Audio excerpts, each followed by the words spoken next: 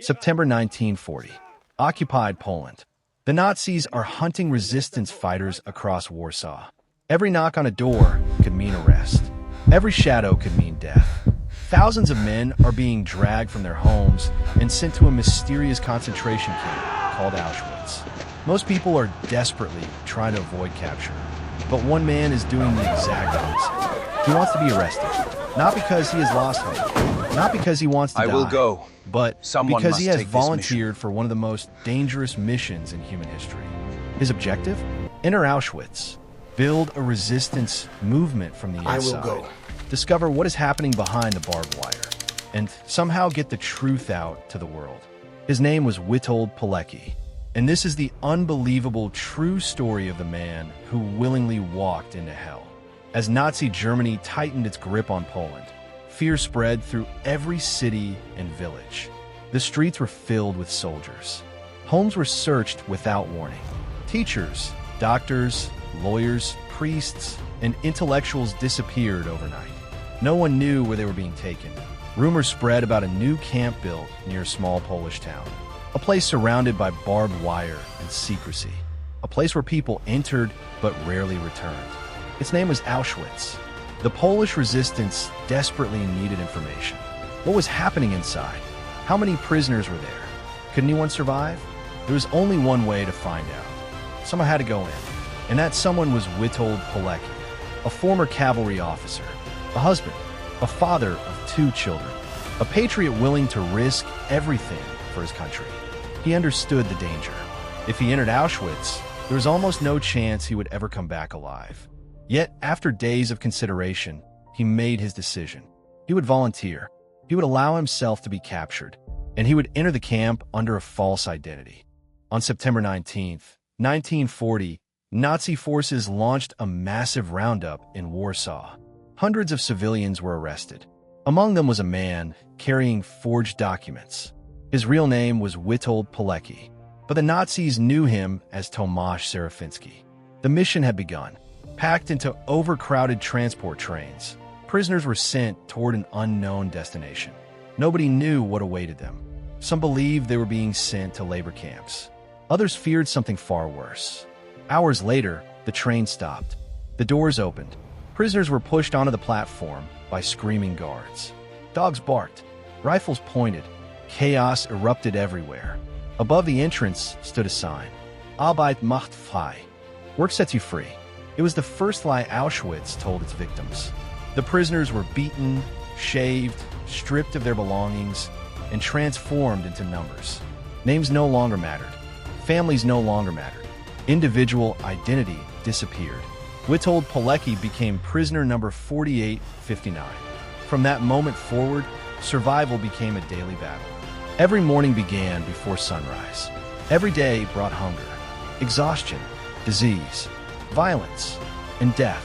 The food was barely enough to keep a person alive. The work was designed to destroy the body. Prisoners collapsed from weakness. Those who fell behind were beaten. Those who could no longer work often vanished forever.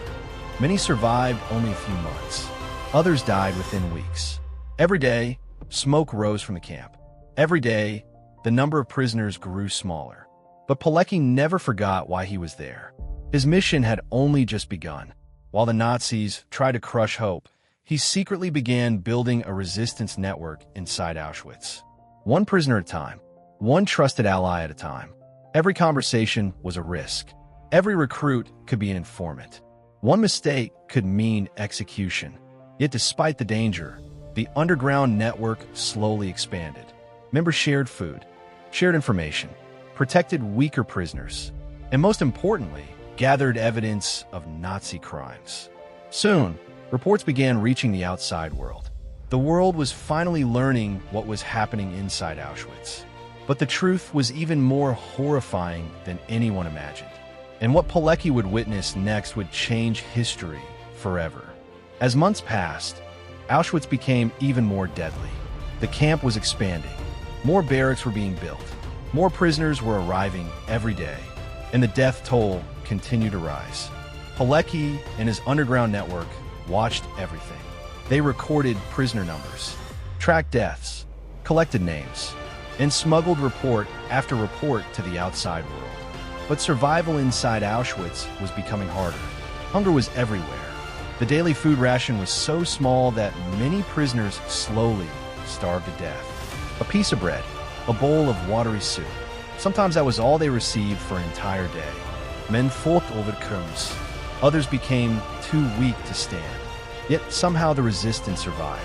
Secretly, prisoners helped one another. Food was shared. Medicine was hidden. Messages were passed from barrack to barrack. And every report painted a darker picture than the last. Then everything changed. June 1941. Nazi Germany invaded the Soviet Union. Millions of Soviet soldiers were captured.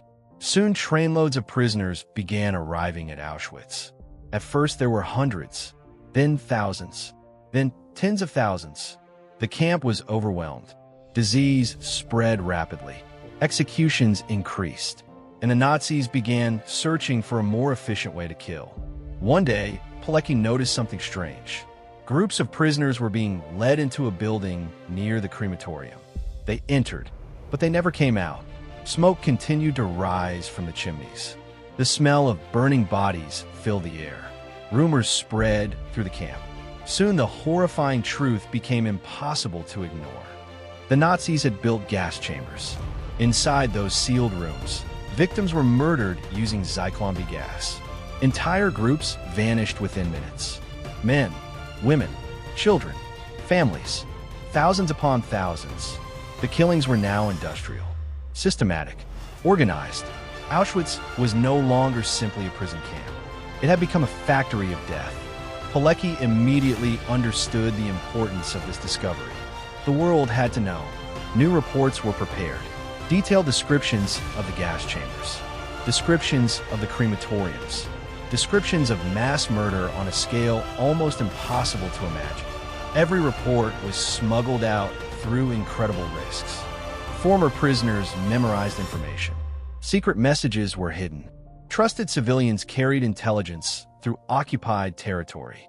Eventually, the reports reached London. The Allies now possessed eyewitness evidence from inside Auschwitz. Pilecki believed action would finally come. He believed the camp would be bombed.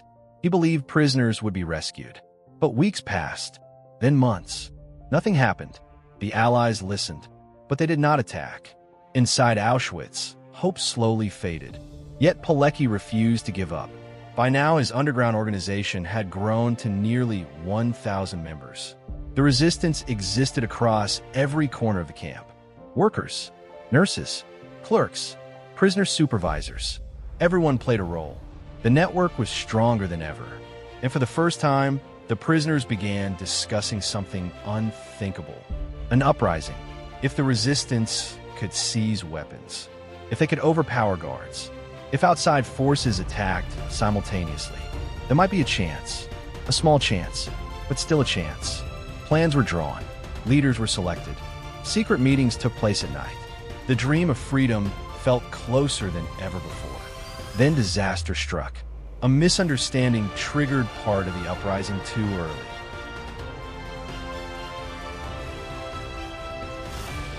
Some prisoners acted. Others waited. The resistance became confused. The attack collapsed before it truly began. Only a handful escaped. Those left behind faced brutal punishment. Morale was shattered. Years of preparation seemed wasted. But Pilecki reached a painful conclusion. No rescue was coming. No army was marching toward Auschwitz. No Allied bombs were falling. If he wanted action, he would have to leave the camp himself. He needed to deliver his reports in person. And that meant doing what almost nobody had ever accomplished. Escaping Auschwitz. For nearly 3 years, he had survived inside one of the most brutal places on Earth. Now he was preparing for the most dangerous step of all. Freedom, or death after nearly 3 years inside Auschwitz. Witold Pilecki finally put his escape plan into motion. Working in the camp bakery, he and 2 trusted companions secretly gathered civilian clothes, food, and forged keys. One stormy night, they broke through a locked door, cut communication lines, and ran into the darkness. Against impossible odds, they escaped Auschwitz alive. But freedom was only the beginning. Pilecki carried the truth of Auschwitz to the world, hoping someone would finally act. Unfortunately, the nightmare of the camp continued. After nearly 3 years trapped inside Auschwitz, Witold Pilecki knew he could not wait any longer. The Allies had received his reports, but no rescue operation had come. Every day, more innocent people were arriving, and thousands were being murdered in the gas chambers. Pilecki decided that if the world was going to act, he would have to deliver the truth himself. Working in the camp bakery gave him a rare opportunity. Together with 2 trusted prisoners, he carefully planned an escape. They secretly collected food, civilian clothes, money, and a duplicate key. On the night of April 26, 1943, they made their move. After disabling the bakery's phone lines and forcing open a locked door, the 3 men ran into the darkness. Gunshots echoed behind them as guards discovered the escape. They sprinted through fields, crossed rivers, and hid in forests until they were finally beyond Nazi reach. Against all odds, Pilecki had escaped Auschwitz. He was free, but his mission was far from over. The world still needed to hear the truth about the horrors happening behind Auschwitz's walls. After escaping Auschwitz, Witold Pilecki delivered first-hand reports of Nazi atrocities to the resistance. He survived the camp, but years later was arrested by communist authorities and executed in 1948. His heroism was recognized decades later.